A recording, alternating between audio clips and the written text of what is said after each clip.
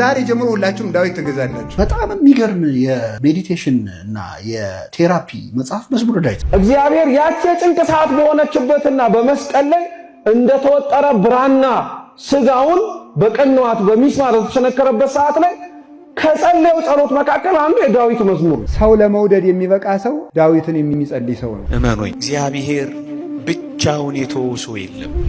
እግዚአብሔር ብቻውን የጣለው ሰው ከቶም ቢሆን በመጽሐፍ አላየንም። በጣም የሚገርም የሜዲቴሽን እና የቴራፒ መጽሐፍ መዝሙረ ዳዊት። ለየትኛውም አይነት ስቴት ኦፍ ማይንድ፣ ለየትኛውም አይነት ሰው ምድረ በዳ ላይ ብቻውን ቢሆን መዝሙረ ዳዊት ከያዘ ብቻውን አይደለም ይባል። ብቻውን ምንም በሌለበት በረሃ ላይ ቢሆን እጁ ላይ መዝሙረ ዳዊት ካለ ብቻውን አይደለም። መዝሙረ ዳዊት ላይ በጣም ደስተኛ የሆነ ሰው ደስታ አለው። ኑ በእግዚአብሔር ደስ ይበለን ይለዋል። በጣም ሐዘን ላይ የሆነ ሰው፣ ጥልቅ ሐዘን ላይ ያለ ሰው ዳዊት ጥልቅ ሐዘን ላይ ሆኖ ያናግረዋል። መዝሙረ ዳዊትን የጻፈው እንግዲህ አብዛኛው 80 ምናምኑ የሱ ነው። የቀሩት ሌሎች ሰዎች ከሱ በፊትና በኋላ የኖሩ ሰዎች መዝሙር ነው እና በሱም ዘመን የነበሩ እና በዳዊት መዝሙር ውስጥ ሁሉም አይነት ስቴት ኦፍ ማይንድ አለ። ለዳዊት የኔን ጉዳይ ማነገረው እስኪባል ድረስ ሁላችንም አንዳንድ እንደውም ጸሎቱን ላይ መስለም አንዳንዴ ዳዊት ከፈጣሪ ይጣላል። አምላኬ አምላኬ ለምን ተውከኝ? አንተማ እኔን መስማት ከእኔ ርቀሃል። አንተ ትመሰገናለህ በክብርህ፣ እኔ ግን እዚህ እየተሰቃየሁ ነው ይላል። ለምን አትሰብ? ለምን ትተኛለህ? ለምን ትነውም? አቤቱ ንቃ፣ ለምን ትተኛለህ ይላል ዳዊት። አሁን ለእግዚአብሔር ለምን ትተኛለህ ይባላል? ማንም ደፍሮ አይልም። ግን አንዳንዴ ምነው ተውከኝ የምንልባቸው ሞመንቶች አሉ። ያን ሞመንት ዳዊት ብሎታል። አንዳንዴ አግሊቶቶቹንም አልደበቀም ዳዊት። አሁን ብስጭት ብሎ እንደው የሚበድሉኝም በድላቸው እንዲያደርጋቸው ይላል። አሁን ይሄ እንደ ጸሎት ውስጥ ይገባል ያልሻል። ግን ሰውኛ ነው፣ አይምሮ ማሰብ አያቆምም አይደለ? ስለዚህ ዳዊት ከእግዚአብሔር የሸሸገው ሐሳብ የለም፣ አስቦት የተወው የለም። አፈሰሰው፣ የውስጥ ሐሳቡን እግዚአብሔር ፊት አፈሰሰው። ስለዚህ ጥልቁ መረጋጋት፣ ጥልቁ ሰላም የሚገኝባቸው ጸሎቶች፣ ሱባኤያት፣ የአርምሞ ጊዜያት አሉ። ስግደት፣ እኛ ትልቁ ሜዲቴሽን ጸሎት ነው።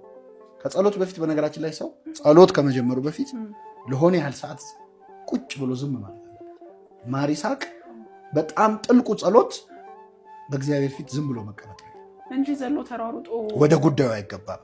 መጀመሪያ አንተና እግዚአብሔር ብቻችሁን ጸጥ በሉ እስቲ። እሱ ራሱ በጣም ጥልቅ ጸሎት ነው፣ ልብን ለሚሰማ አምላክ። ሙሴ እኮ በጣም ጨንቆት ይገርምሻል። በግራ እስራኤላውያን ኧረ ልንሞት ነው እያሉ ይጮሃል። በቀኙ የፈርዖን ሰራዊት እየበረረ እየመጣ አዋራ እያቦነነ ህዝቡ ይጮሃል፣ ፈርዖን ይጋልባል። በቃ ግራ ገብቶት ዝም ብሎ ጸጥ አለ። ጸጥ ሲል እግዚአብሔር ምን እንዳለው ታውቂያለሽ? ለምን ትጮህብኛለህ? ምንም አላለም ሙሴ። ከህዝቡ ጩኸት በላይ የሙሴ ዝምታ ተሰምቶ። አንዳንዴ ስፒችለስ የምትሆኝበት ነገር አለ አይደለ? በቃ መተሽ እግዚአብሔር ፊት ቁጭ ስትይ ያ ዝምታ ራሱ ይተካል። በዝምታ ውስጥም እግዚአብሔር ነበር ያለ፣ በጩኸት ውስጥ አልነበረም ይላል እኮ። በዝምታ ውስጥ ግን አለ ክርስቶስ። የማይረሱ ዝምታዎች ነበሩት። ህዝቡ ይሰቀል ይሰቀል እያለ ይጮሃል፣ ስቀለው እያለ ይጮሃል። አይሁድ የቄሳር ጠላት ነሱን ካልሰቀልክ ይላሉ። ጲላጦስም ምንድን ነው ያስጨነቀው? የጌታ ዝምታ። ከነሱ ጩኸት የክርስቶስ ዝምታ ረብሾታል። ስለዚህ ከንግግር የሚሻሉ ዝምታዎች አሉ፣ ሰላሞች አሉ እና በጣም ብዙ ከዛ የተሻሉ መንፈሳዊ አሮማቲክ ቴራፒ ምናምን እያሉ ሰንደል ምናምን እኛ ጣና ላረ እንደኛ ጋር እስቲ ናና ዲፕሬሽን ውስጥ ካለ ኪዳን አድርስ እስቲ ናና ኪዳን አድርስ የትም ድረስ ይባላል። በጠዋት ተነስተሽ ኪዳን አድርሰሽ ማይጠንቱ በዛ የሚገኘውን ሪሊፍ እናንተ በመቶ ሴሽን በመቶ ቴራፒ አታመጡት። ሰላም ያገኛል። እና አንድ የገባው ቃል አለ። መንፈሳዊነት ምን ያህል እግዚአብሔር የሚያገናኝ መሆኑን የምታውቂው እግዚአብሔር ምን አለ? ትእዛዜን ብትሰማ ሰላምህ እንደ ወንዝ በፈሰሰ ነበር።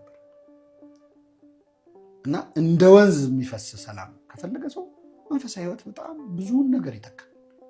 ሰው ለመውደድ የሚበቃ ሰው ዳዊትን የሚጸልይ ሰው ነው። ጠላት የተነሳበት ሰው እንኳን ለጠላቱ ልቡና የሚሰጠው ዳዊት የሚጸልይ ሰው ነው እና በዚህ ዘመን እዚህ ከተገኛችሁ ላይቀር ሰውን ባገኘውበት አጋጣሚ ሁሉ የማልተወው ርዕሰ ጉዳይ ዳዊት ድገሙ የሚል ቃል ነው በየትኛውም ቦታ። ስለዚህ ዳዊት የሌላችሁ ከዛሬ ጀምሮ ገዝታችሁ እንድትጸልዩ አደራ የምላችሁ እሱ ነው። ጥያቄ ሲበዛባችሁ ዳዊቱን ሳታቋርጡ እንኳን 40 ቀን ብትጸልዩት ጥያቄያችሁ ይበርድላችኋል። ጠላት ሲበዛባችሁ አድማ ከመፍጠር ዳዊት ድገሙ ልብ ይሰጠዋል ማለት ነው። ለይግቡ ድኅሬሆሙ ጸላይቴ ይላል። ጠላቶቼ ወደ ኋላ ይመለሱ አድሯነስ ይሁኑ ይላል። እንደዚህ ብሎ ሲጸልይ ቅዱስ ዳዊት ሳኦልን ዳዊትን እያሳደደ የነበረው ዳዊት መንገድ አሳስቶ ከዳዊት ሊደርስበት ጥቂት ነበር የቀረው።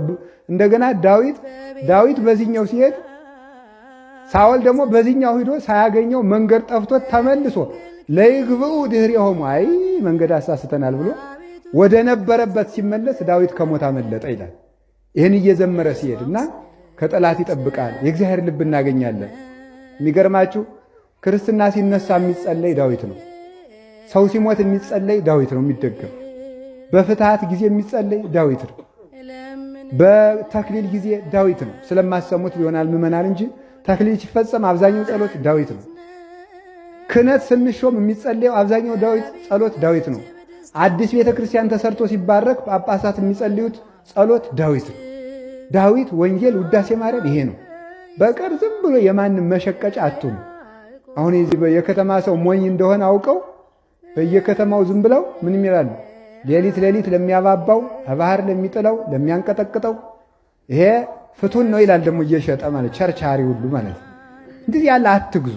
ዳዊት፣ ውዳሴ ማርያም፣ ቅዳሴ ማርያም፣ ወንጌል፣ ገድለ ቅዱሳንን ጸልዩ። በቃ ከዚህ የተረፈ ግን ይሄ እንትን ጥሩ ነው ይሄ ለእንትን ጥሩ ነው ቢላችሁ እንዳትጸልዩ። የቅዱስ ዳዊት በረከት ይደርብን። ዛሬ ጀምሮ ሁላችሁም ዳዊት ትገዛላችሁ። እሺ በቀር ይሄን መዝገበ ጸሎት የሚባል አንድ ቁና ጸሎት ተሸክማችሁ እንዴው እኮ ጽቡቅ ነው። ዶሮ ባለ 53 ነበረ፣ ኋላ ደግሞ ባለ 78 ዛሬ እስከ ስንት ደርሷል? 103 ደረሰ።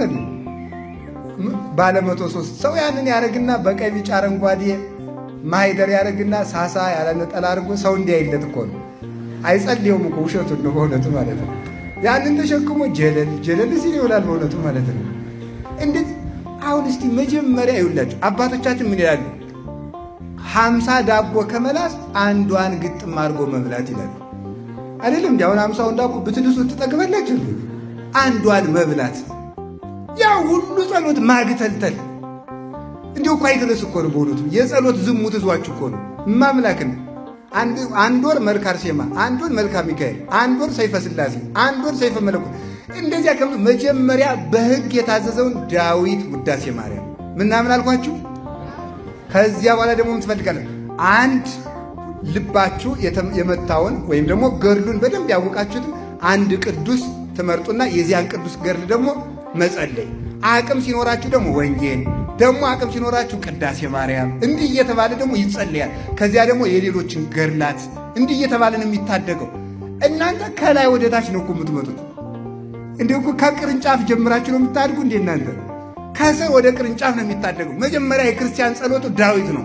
መዝሙረ ዳዊት ከጸለያችሁ ምንም አይነካችሁም። በሻንጣችሁ መዝሙረ ዳዊትን ድገሙ፣ ኃይልን ታገኛላችሁ። ምክንያቱም ዳዊት የአምላክ ልብ ነው። ዳዊት ሰላማዊ ማለት ነው። ዳዊት ማለት ሰላማዊ፣ የእርቅ ሰው፣ የሰላም ሰው ማለት ነው። ዳዊት ባለበት ሰላም አለ። የዳዊት ስም በተጠራበት የቅዱስ ዳዊት መዝሙር በተዘመረበት ሁልጊዜ ሰላም አለ።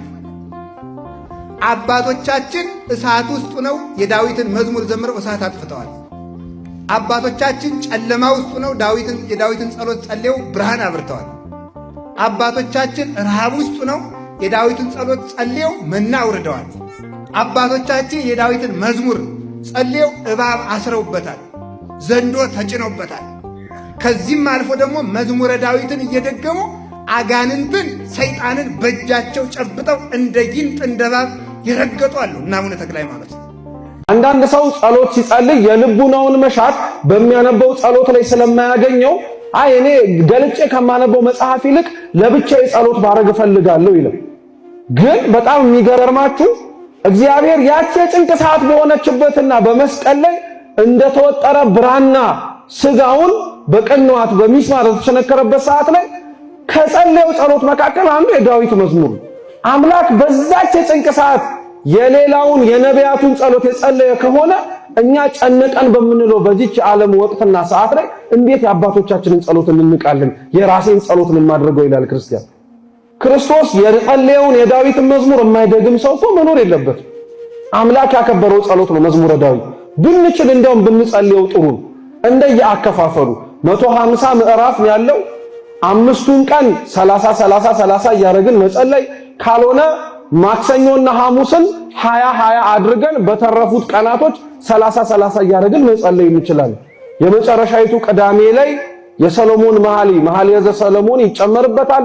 እሁድ ደግሞ ጸሎተ ነቢያት ያልቃል። ሙሉ መዝሙረ ዳዊት በዚህ መንገድ ይጸለያል ማለት ነው። መዝሙሩን ግን ዳዊትን ጸልዩ ስንባል ከዚህ በኋላ አደራ ክርስቲያኖች በጣም እንዳትዘነጉት። ይህ ጸሎት ጌታ መስቀል ላይ የጸለየው ጸሎት ነው። በጨነቀው ሰዓት የጸለየው ጸሎት ነው። ማንም በሌለው ሰዓት የጸለየው ጸሎት ነው። አሁን ሰዎች በጣም እየደከምንም እየተሳሳትንም ያለነው የጭንቀት ጸሎት በዚህ አይነት የገባ ሰው የሚጸልየው ጸሎት እየተባለ ይነገራል አይደል? አዎ አንሞኝ። ክርስቶስ በጨነቀው ጊዜ የጸለየው ጸሎት የማንም መዝሙር ነው እንዴ? መዝሙረ ዳዊት ነው። ለነገሩ አመኑም አላመኑም የተጻፈ ነገር ስለሆነ አይዟችሁ፣ ቀስ እያለ ይገባል፣ ቀስ እያለ ይዋጥልናል። ግን የጨነቀው ሰዓት ላይ ጸለየው መዝሙረ ዳዊት ነው። ማንም በሌለው ሰዓት የጸለየው ምን ነው? ጸሎተ የመዝሙረ ዳዊትን። በዛች ሰዓት ላይ ለሌላው ምህረትን ለመለመን አምላካችን ኢየሱስ ክርስቶስ ለኛ አርአያ እንዲሆን የጸለየው መዝሙረ ዳዊትን። ስለዚህ ክርስቲያኖች የልባቸውን መሻት በሙሉ በመዝሙረ ዳዊት ያገኛሉ። የሚጸልየው ሰው እንኳን መዝሙረ ዳዊትን መላእክትን የሚመስል አጋንንትን እንደሚያርቅ ይናገራል። ትርጓሜያችን ላይ ነአ ሀቤ ዳዊት ንጉሠ እስራኤል በአይለ መዝሙር ወጡ መቃል ታለበወኒ ነገረ በፍካሬ ሁሉ አምሳል ከመወድሳ ለማርያም ድንግል እንዘ ጸር ወእብል ዛቲ መዝሙረ ዳዊት ትመስል ገነተ ወትጸጊ ጽጌያተ ትፌሪ ፍሬያተ ወትሰድድ አጋንንተ ወታቄርብ መላእክተ ስቡህኒ ወልዑል አንተ ብለን ትርጓሜያችን ላይ እንናገራለን። አው መዝሙሩን የሚጸልየው ሰው ፍሬ እንደሚያፈራ አበባ ነው። ሁሉም ልመናው እንደሚሰማለት ነው። አጋንንት ይርቁታል፣ መላእክት ይቀርቡታል። የዳዊት ጸሎት ክብሩን ብታውቁት ክርስቲያኖች ብናውቀው ቅዱሳን እንኳን ነፍስ ከስጋቸው የሚለየው በዳዊት መዝሙር ቅዱሳን ማለት ነው። እኚህ ቅዱሳን የሚሰሙትን ጸሎት ነው እኛ መዝሙረ ዳዊትን እጃችን ቤታችን ያለ። እመኑኝ እግዚአብሔር ብቻውን የተወው ሰው የለም። እግዚአብሔር ብቻውን የጣለው ሰው ከቶም ቢሆን በመጽሐፍ አላየንም፣ በአባቶቻችንም አልሰማንም። እኛንን ብቻችንን ይሆን እየመሰለን የተሸበርነው፣ እኛንን ብቻችንን ይሆን እየመሰለን የደነገጥነው፣ እኛንን ምን ዱብዳ የደረሰብን እየመሰለን የታወክነው እንጂማ እግዚአብሔር ፍጥረቱን ረስቶ አያውቅም። እግዚአብሔር በረድኤት ከፍጥረቱ ርቆ አያውቅም ወገኖቼ። ለዚህ ነው እኔ ካንተ ጋራ እሄዳለሁ የሚለው ሙሴ። የትም እንሁን የት በምንም እንኑር በምን እግዚአብሔር አይረሳንም። ለዚህ ነው በመጽሐፍ አልተውሽም ከቶም ቢሆን አልጥልሽም የሚለው። በዚህ ዓለም አንዱ ችግር ምን መስላችሁ? የተመኘነው ነገር ስናገኘው ያስጠላል። ይህ ከባድ መከራ ነው። ሰው ከተመኘው ጋር ሰው ለመኖር ያቅድና ሲደርስ ይሰለቸዋል። ከተመኘው ሀገር ይሄድና ሲደርስበት ይሰለቸዋል።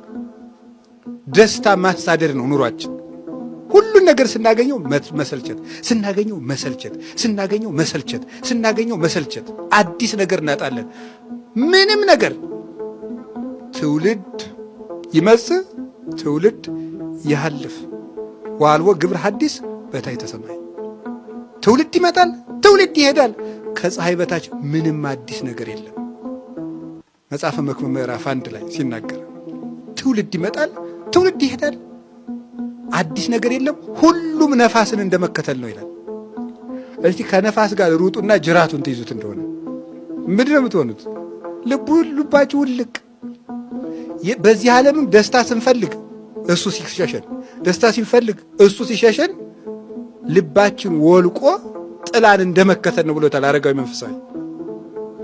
ዘይሐስሶን ለክብራት ከመጽላሎት ይጎየያ ምኔሁ። ክብርን የሚፈልግ ሰው እንደ ጥላ ከሱ ምን ይላል ይላል። እሺ ፀሐዩ በምስራቅ ሆኖ እናንተ ወደ ምዕራብ ሩጡ፣ ጥላችሁ በየት ነው ያለው? አቤት በፊታችን ነው። አሁን ፀሐዩ በኋላችሁ ነው። እናንተ እስኪ ወደ ጥላችሁ ስትሄዱ ጥላችሁ ምን ይላል? ከዛ ስትጨምሩ ተከተሉት በደንብ ምን ያደርጋል? ይሮጣል። ልብ መውለቅ ይህ ዓለም ጥላ ነው። ስትከተለው ምን ያደርጋል? አሁን ወደ ምስራቅ ዙሩ ደግሞ ምን ያደርጋል ጥላው? እኔ ፊቴን ወደ ምስራቅ ብዞር አሁን ወደዚህ ሲሄድ ጥላዬ ወዴት ይሄዳል? ወደ ፀሐይ ዞር ጥላው ከኋላው ነው። ምን ማንን የሚከተል? እኔን ይከተላል። እኔ ወደ ክርስቶስ ዞር የዚህ ዓለም ክብር ምን ያደርገኛል? ይከተላል። ከክርስቶስ ወደ ዓለም ስንዞር የፈለግነውን ነገር እናጣዋለን። ፊታችን ወደ ክርስቶስ ስንዞር ግን ክብር ሁሉ ምን ያደርጋል? ይከተላል። ሐዋርያትን ብቻቸውን ነጠለና ወደ ክርስቶስ አዞራቸው። ምን ተከተላቸው? ዓለም ሁሉ ተከተላቸው። ዓለም ሁሉ ነው የተከተላቸው።